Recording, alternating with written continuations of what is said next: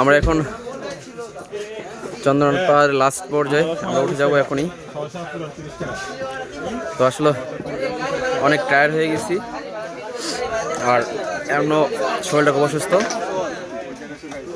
চিন্তা করেন, এই যে দেখেন সবাই দেখছেন, সবাই আছে এখানে।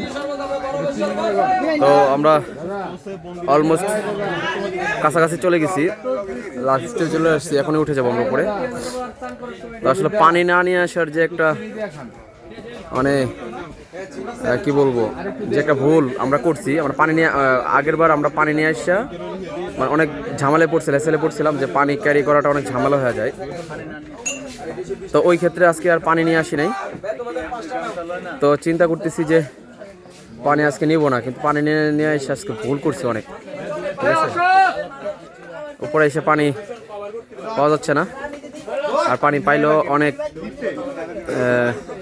দামে কেনা লাগতেছে, আর টেস্টি স্যালাইন নেই উপরে। ওই দেখেন সবারই একই অবস্থা। ওকে, আল্লাহ হাফেজ।